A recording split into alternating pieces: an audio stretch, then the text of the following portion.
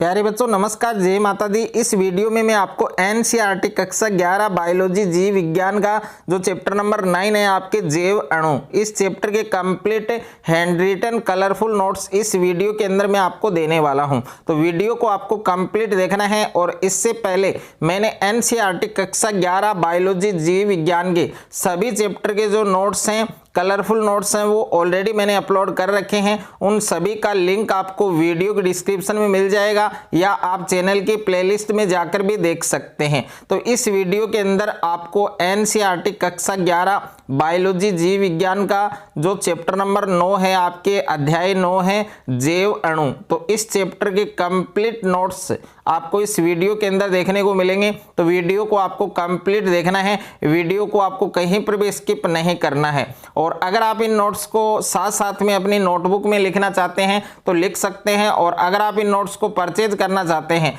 तो notes purchase करने के लिए स्क्रीन पर जो नंबर आपको दिए गए हैं 7297831166, इस नंबर से कांटेक्ट करके संपर्क करके आप ये नोट्स परचेज कर सकते हैं। तो सबसे पहले हम बात करेंगे इस चैप्टर के अंदर कुछ इंपॉर्टेंट फैक्ट है आपके, जिनको आपको पढ़ना है और इनको आपको याद करना है कि सजीव कोशिका है उसमें पाया जाने वाला कार्बनिक पदार्थ क्या कहलाता है बच्चों? जैव अणु कहलाता है। यानी जैव अणु की परिभाषा दे रखी है, सजीव कोशिका में पाया जाने वाला कार्बनिक जो पदार्थ है उसको हम क्या कहते हैं? जैव अणु कहते हैं। कोशिका का लगभग 93% CHO से मिलकर बना होता है, यानी कार्बन, हाइड्रोजन और ऑक्सीजन से मिलकर बना होता है। उसके बाद में है कि कोशिका में जल, लवण, खनिज, आयन है वो अकार्बनिक तत्व होते हैं। और कोशिका की कार्बोहाइड्रेट, लिपिड, प्रोटीन, न्यूक्लिक अम्ल तथा विटामिन कार्बनिक पदार्थ होते हैं। अब हम बात करें जैव अणु, तो जैव अणु है वो प्यारे बच्चों आपके दो प्रकार का होता है, एक तो सूक्ष्म जैव अणु और दूसरा है आपके वृद्ध जैव अणु। अब सूक्ष्म जैव अणु है वो क्या होता है? तो यह सरल संरचना वाले अणु जो जल व अम्लीय माध्यम में घुलनशील तथा इनका अणुभार कम होता है। उदाहरण दे रखे हैं वसीय अम्ल है, अमीनो अम्ल है और सरल शर्करा। उसके बाद में है आपके वृद्ध जैव अणु। अब वृद्ध जैव अणु क्या होते हैं? यह अधिक अणुभार वाले बड़े आकार के अणु होते हैं। इनका निर्माण सूक्ष्म जैव अणुओं से बहुलीकरण से होता है। उदाहरण है प्रोटीन है, न्यूक्लिक अम्ल है, वसा है, कार्बोहाइड्रेट्स हैं और इनका अणुभार है वो 18 से 800 डाल्टन होता है। ये भी आपको अच्छे से याद रखना है। अब हम बात करें न्यूक्लिक अम्ल की, तो न्यूक्लिक एसिड है वो क्या होते हैं? न्यूक्लिक अम्ल एक प्रकार का वृद्ध जैव अणु है जो अविलेय अंश में पाया जाता है। और न्यूक्लिक अम्ल है वो कितने प्रकार का होता है? आपके दो प्रकार का होता है, डीएनए और आरएनए। तो डीएनए और आरएनए क्या है? डीएनए की फुल फॉर्म, आरएनए की फुल फॉर्म, ये आपको अच्छे से याद करनी है। तो डीएनए की फुल फॉर्म क्या होती है, आरएनए की फुल फॉर्म क्या होती है, आपको कमेंट बॉक्स में जरूर बताना है। तो प्रत्येक न्यूक्लिक अम्ल है वो 3 घटकों से मिलकर बना होता है। कौन कौन से? एक तो शर्करा है, एक नाइट्रोजनी क्षारक है और एक फास्फोरिक अम्ल है। तो 3 प्रकार हैं। सबसे पहले हम बात करें शर्करा की, तो शर्करा क्या है कि डीएनए में पाई जाने वाली शर्करा है वो डीऑक्सीराइबोज होती है। आरएनए में पाई जाने वाली शर्करा है वो राइबोज शर्करा होती है। ये बात आपको अच्छे से याद रखनी है। उसके बाद में सेकंड दे रखा है आपको नाइट्रोजनी क्षारक। तो नाइट्रोजनी क्षारक वो 5 प्रकार के होते हैं। एक तो एडेनिन है, एक थाइमिन है, एक साइटोसिन है, एक ग्वानिन है और एक यूरेसिल है। उसके बाद में जो आरएनए है उसमें थाइमिन के स्थान पर यूरेसिल होती है। आरएनए में थाइमिन के स्थान पर क्या होती है? यूरेसिल होती है। ये बात भी आपको अच्छे से याद करनी है। थर्ड है आपकी फास्फोरिक अम्ल। तो डीएनए और आरएनए में फास्फोरिक अम्ल पाया जाता है। उसके बाद में आप देख सकते हैं कि नाइट्रोजनी क्षारक और शर्करा मिलकर क्या बनाते हैं? न्यूक्लियोसाइड बनाते हैं। और न्यूक्लियोसाइड और फास्फोरिक अम्ल मिलकर क्या बनाते हैं? न्यूक्लियोटाइड बनाते हैं। उसके बाद में है डीएनए की संरचना। तो डीएनए की संरचना का वाटसन और क्रिक मॉडल आप देख सकते हैं। ये डायग्राम दे रखा है आपको। डीएनए की द्वितीयक संरचना का चित्रात्मक प्रदर्शन है। और उसके बाद में जीव ऊतकों में पाए जाने वाले कम अणुभार के कार्बनिक यौगिकों का चित्रात्मक प्रदर्शन है। और उसके बाद में कुछ फैक्ट दे रखे हैं आपके कि डीएनए की संरचना का मॉडल वाटसन और क्रिक के द्वारा दिया गया। इसे वाटसन और क्रिक मॉडल कहा जाता है। और डीएनए पॉली न्यूक्लियोटाइड श्रृंखलाओं का बहुलक होता है। डीएनए में 2 प्रति समांतर पॉलीन्यूक्लियोटाइड श्रृंखलाएं हैं वो पाई जाती हैं। डीएनए की संरचना में एडेनिन, थाइमिन के साथ दो हाइड्रोजन बंध द्वारा जुड़ता है। ग्वानिन हमेशा साइटोसिन के साथ 3 हाइड्रोजन बंध के द्वारा जुड़ता है और डीएनए का व्यास है वो 20 एंगस्ट्रम होता है और डीएनए की जो लंबाई है वो 34 एंगस्ट्रम होती है। और डीएनए में दो क्षार युग्मकों के बीच की जो दूरी है वो कितनी होती है, 3.4 एंगस्ट्रम होती है। और उपरयुक्त वर्णित डीएनए को बी डीएनए कहा जाता है, ये भी आपको अच्छे से याद रखना है। उसके बाद में है प्यारे बच्चों एमिनो अम्ल। तो एमिनो अम्ल कार्बनिक यौगिक होते हैं जिनमें एक ही कार्बन पर एक एमिनो समूह तथा एक अम्लीय समूह पाया जाता है, इस कारण इसे अल्फा एमिनो अम्ल कहा जाता है। प्रोटीन उपलब्धता के आधार पर एमिनो अम्ल 20 प्रकार के होते हैं और एमिनो अम्ल में आर समूह है, एच मेथिल समूह आदि हो सकते हैं। उसके बाद में है नेक्स्ट है बच्चों आपके एमिनो अम्ल में एमिनो व कार्बोक्सिलिक समूह की संख्या के आधार पर एमिनो अम्ल है वो 3 प्रकार के होते हैं, एक तो अम्लीय और एक क्षारीय और एक उदासीन। उसके बाद में है बच्चों कि एमिनो अम्ल है उसका एक विशेष गुण यह है कि एमिनो NH2 व कार्बोक्सिलिक COOH समूह में आयनीकरण प्रकृति के होते हैं और विभिन्न pH वाले विलयनों में एमिनो अम्लों की जो संरचना है वो परिवर्तित होती रहती है। उसके बाद में है बच्चों प्रोटीन। तो प्रोटीन भी एक प्रकार का वृत्त जैव अणु है। प्रोटीन अमीनो अम्लों का क्या है, एक बहुलक है, एक पॉलीमर है। और यहाँ पर ये डायग्राम आप देख सकते हैं, अमीनो अम्ल की जो संरचना है वो आपको दे रखी है। उसके बाद में है बच्चों प्रोटीन की संरचना। तो प्रोटीन अमीनो अम्ल की लड़ियों से बने होते हैं। प्रोटीन में अमीनो अम्ल का क्रम इसके स्थान के बारे में, जैसे पहला, दूसरा, तीसरा, इसी प्रकार कौन सा अम्ल होगा इसकी जानकारी को प्राथमिक प्रोटीन कहा जाता है। और प्रोटीन की जो संरचना है उसमें इसके बाएं सिरे पर प्रथम अमीनो अम्ल जबकि दाएं सिरे पर अंतिम अमीनो अम्ल मिलता है। प्रथम अमीनो अम्ल को नाइट्रोजन सिरा और अंतिम अमीनो अम्ल को कार्बन सिरा है वो कहा जाता है। और प्रोटीन लड़ी है वो हमेशा फैली हुई दृढ़ छड़ी जैसी संरचना नहीं होती, जबकि यह लड़ी कुंडली की तरह मुड़ी हुई होती है और इस मुड़ी हुई संरचना को प्रोटीन की द्वितीय संरचना है वो कहा जाता है। प्रोटीन की लंबी लड़ी एक दूसरे में रून के खोखले गोले के समान आपस में मुड़ी हुई होती है और जिसे प्रोटीन की तृतीय संरचना कहा जाता है। और उसके बाद में है कि कुछ प्रोटीन एक से अधिक उप इकाइयों या पॉलीपेप्टाइड की बनी होती है। ये उप इकाइयाँ एक दूसरे के सापेक्ष व्यवस्थित रहती हैं जिसे प्रोटीन की चतुष्क संरचना कहा जाता है। उसके बाद में है बच्चों यहाँ पर ये आपको संरचना दे रखी है, प्रोटीन की संरचना के विभिन्न स्तर आपको दे रखे हैं और ये कार्टून द्वारा प्रदर्शित हैं। प्रोटीन की एक द्वितीय संरचना है, एक तृतीय संरचना है। और उसके बाद में कुछ फैक्ट है आपके कि मनुष्य का हीमोग्लोबिन 4 खंडों से मिलकर बना होता है। इनमें 2 एक दूसरे के समान होते हैं, 2 उपखंड अल्फा और 2 उपखंड बीटा प्रकार के होते हैं जो आपस में मिलकर मनुष्य के हीमोग्लोबिन का निर्माण करते हैं। उसके बाद में है विभिन्न प्रकार के बंध। तो प्रोटीन में अमीनो अम्ल पेप्टाइड बंध के द्वारा जुड़ते हैं जो एक अमीनो अम्ल के कार्बोक्सिल समूह व अगले अमीनो अम्ल के अमीनो समूह के बीच अभिक्रिया के दौरान बनता है। और एक पॉलीसेकेंड में पॉलीसेकेराइड ग्लाइकोसाइडिक अम्ल द्वारा जुड़े रहते हैं और न्यूक्लिक अम्ल में शर्करा के फास्फेट व हाइड्रोक्सी समूह के बीच का जो बंध है वो एस्टर बंध होता है। कौन सा बंध होता है बच्चों? एस्टर बंध।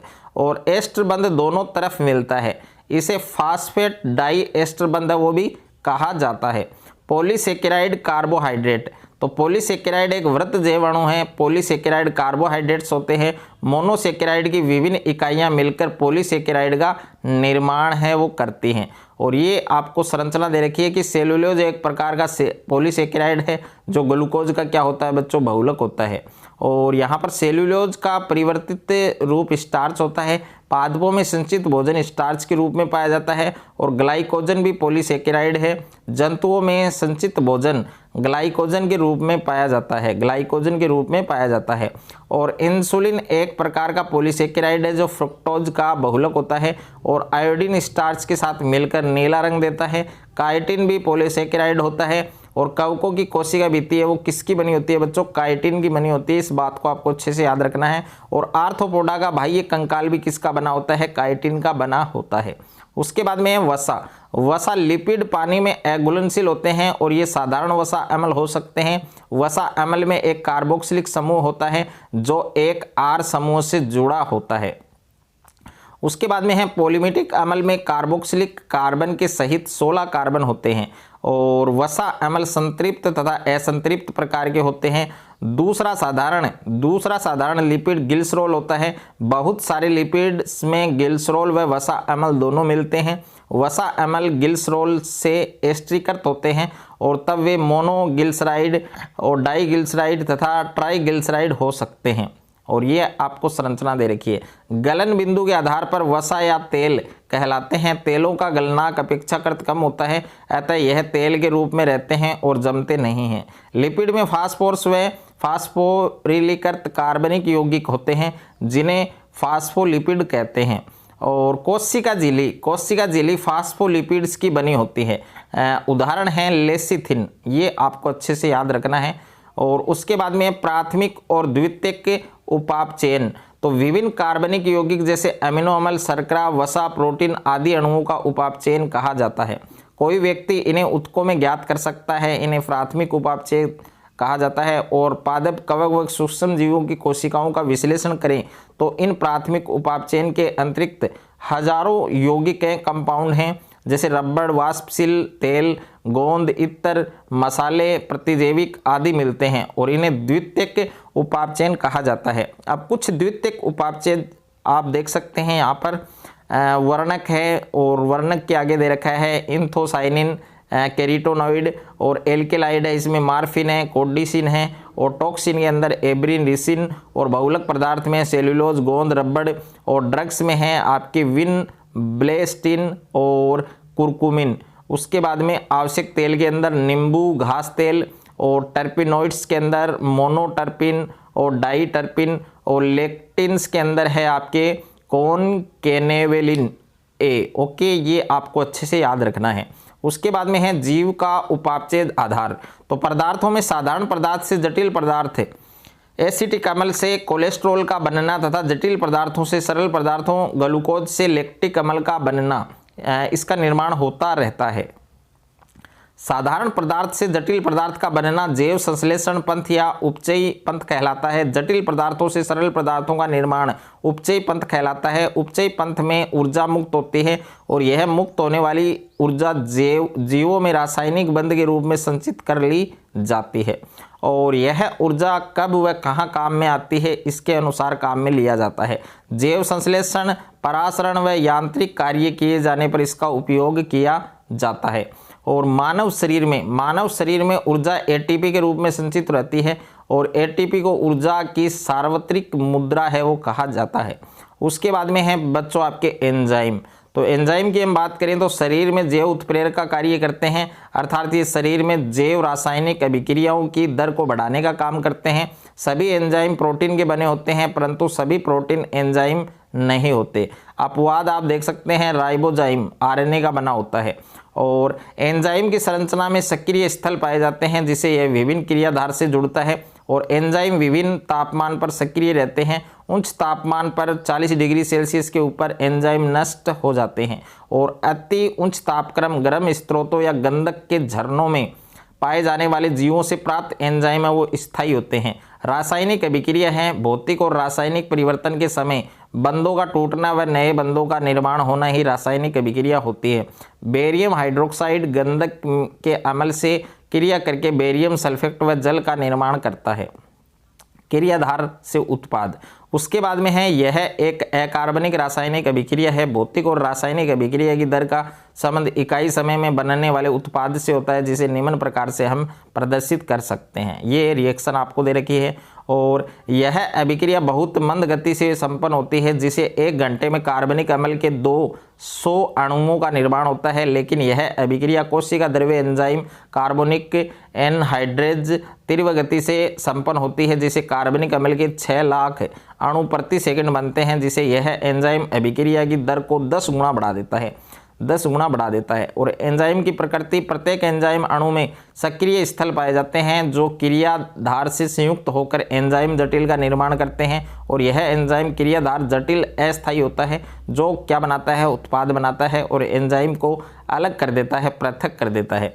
तो ये बात भी आपको अच्छे से याद रखनी है। उसके बाद में है बच्चों एंजाइम प्लस क्रियाधार, एंजाइम क्रियाधार जटिल और एंजाइम क्रियाधार जटिल से एंजाइम प्लस उत्पाद। एंजाइम क्रिया चक्र को निम्न प्रकार से व्यक्त किया जा सकता है। सर्वप्रथम क्रियाधार एंजाइम के सक्रिय स्थल से जुड़ता है और जुड़ने वाला क्रियाधार एंजाइम के आकार में इस प्रकार परिवर्तन लाता है और यह क्रियाधार एंजाइम से मजबूती से बंध बनाता है। क्रियाधार के एंजाइम से जुड़ने पर क्रियाधार के रासायनिक बंध टूट जाते हैं और एंजाइम क्रियाधार जटिल का क्या करता है, निर्माण हो जाता है। और एंजाइम क्रियाधार जटिल उत्पाद को अलग कर देता है और स्वयं भी मुक्त हो जाता है। होलो एंजाइम आप देख सकते हैं, तो इसमें एपो एंजाइम है और कोफैक्टर यानी सहकारक है, प्रोटीन भाग जिसमें प्रोस्थेटिक समूह है, सह एंजाइम है, सक्रियक है। और एंजाइम चार्ट आप देख सकते हैं, इसमें सबसे पहले संक्रियण ऊर्जा है, रासायनिक अभिक्रिया में ऊर्जा मुक्त होती है। अभिक्रिया प्रारंभ करने के लिए आवश्यक ऊर्जा सक्रिय ऊर्जा कहलाती है। और एंजाइमों की यह विशेषता है कि वे क्रियाधार के अणुओं के संक्रियण के लिए आवश्यक ऊर्जा को कम कर देता है और एंजाइम की उपस्थिति में क्रिया कारक कम संक्रिय ऊर्जा में क्रियाफल में परिवर्तित हो जाते हैं। संक्रियण ऊर्जा की संकल्पना आप देख सकते हैं, इसका ग्राफ दिया गया है। उसके बाद में है किसी भी एंजाइम की क्रियाशीलता विशिष्ट रसायनों की उपस्थिति में संवेदनशील होती है। जब रसायन की एंजाइम में बंधने के बाद उसकी क्रियाशीलता बंद हो जाती है तो इस प्रक्रिया को संदमन या उस रसायन को संदमक कहा जाता है। और सब जुड़ने वाला संदमक क्रियाधारक की संरचना को समानता रखता है और एंजाइम की क्रियाशीलता को कम करता है, उसे प्रतिसदात्मक संदमन कहते हैं। और ये इसके एग्जाम्पल हैं, इनको आप पढ़ सकते हैं। सहकारक की हम बात करें तो एंजाइम का वह प्रोटीन भाग एपो एंजाइम कहलाता है। एंजाइम का अप्रोटीन भाग है वो सहकारक कहलाता है। सहकारक 3 प्रकार के होते हैं। प्रोस्थेटिक समूह, ये कार्बनिक यौगिक होते हैं और अन्य कारकों से इस प्रकार से भिन्न होते हैं कि ये एपो एंजाइम से दृढ़ता से बंधे रहते हैं या जुड़े रहते हैं। उसके बाद में इसका उदाहरण दे रखा है पर ऑक्सीडेज व कैटलेज एंजाइम हाइड्रोजन पर ऑक्साइड की ऑक्सीजन व पानी में विखंडित करते हैं। उसके बाद में है सह एंजाइम। तो सह एंजाइम क्या होते हैं बच्चों कि यह कार्बनिक यौगिक होते हैं जो एंजाइम से अस्थायी रूप से संबंधित होते हैं। सह एंजाइम विभिन्न अभिक्रियाओं में सहकारक का कार्य करते हैं। NAD यानी निकोटिनेमाइड एडेनिन डाई न्यूक्लियोटाइड और NADP है nicotinamide adenine dinucleotide phosphorus. उसके बाद में है सक्रियक। अब सक्रियक क्या होते हैं, एंजाइमों की क्रियाशीलता को बढ़ाने के लिए सक्रियक का उपयोग किया जाता है। सक्रियक के रूप में धातु आयन का उपयोग किया जाता है। एंजाइमों का नामकरण है, एंजाइमों का नामकरण रासायनिक क्रिया व क्रियाधार के आधार पर किया जाता है। क्रियाधार के आधार पर एंजाइम का नामकरण, तो इसमें क्रियाधार के नाम के अंत में ASE लगा देने से उस एंजाइम का नाम बन जाता है जो क्रियाधार पर कार्य करता है। सुक्रेज है सुक्रोज, माल्टेज से माल्टोज, लिपिड से वसा और लाइपेज। उसके बाद में रासायनिक क्रिया के आधार पर एंजाइम का नामकरण, तो इसको भी आप पढ़ सकते हैं कि इस पद्धति में एंजाइमों का नामकरण उनके द्वारा उत्पादित अभिक्रिया के आधार पर किया जाता है। हाइड्रोलेज है, ऑक्सीडेज है, रिडक्टेज है और कार्बोक्सिलेज हैं। उसके बाद में इसका वर्गीकरण दे रखा है। तो एंजाइम कमीशन के द्वारा एंजाइम को 6 भागों में विभाजित किया गया है। ऑक्सीडो रिडक्टेज और ट्रांसफेरेज और हाइड्रोलेज और लाइजेज हैं। तो ये 6 भाग आप देख सकते हैं। आइसोमेरेज है। उसके बाद में इन सभी का इसमें वर्णन दे रखा है। तो प्यारे बच्चों ये कंप्लीट आप पढ़ सकते हैं, यानी शानदार नोट्स हैं, बेस्ट नोट्स हैं, कलरफुल नोट्स हैं। ऐसे नोट्स आपको YouTube पर ऑफलाइन कोचिंग में, अपने स्कूल में कहीं पर भी प्यारे बच्चों नहीं मिलेंगे। तो इन सभी को आपको अच्छे से याद रखना है। एंजाइम क्रिया विधि को प्रभावित करने वाले कारक हैं तापक्रम व pH, तो इसको भी आपको अच्छे से पढ़कर जाना है।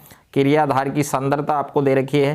तो एकदम कलरफुल नोट्स हैं, शानदार नोट्स हैं। तो इन नोट्स को, सभी नोट्स को आपको अच्छे से पढ़ना है। अगर आपने ये मेरे वाले ये नोट्स आपने बायोलॉजी के पढ़ लिए, NCERT के कंप्लीट नोट्स पढ़ लिए, तो बायोलॉजी के अंदर आपको कोई भी डाउट नहीं होगा और बायोलॉजी में आप एक अच्छा स्कोर कर सकते हैं। प्यारे बच्चों, अगर आपको ये वीडियो अच्छा लगे, ये नोट्स आपको अच्छे लगे तो वीडियो को आप ज़्यादा से ज़्यादा शेयर करें, ज़्यादा से ज़्यादा वीडियो को लाइक करें और चैनल पर आप नए हैं तो चैनल को आप सब्सक्राइब कर लीजिए और साथ में नोटिफिकेशन बेल को प्रेस कर लीजिए। अगर आपको कोई भी डाउट है तो आप कमेंट करके ज़रूर बता सकते हैं।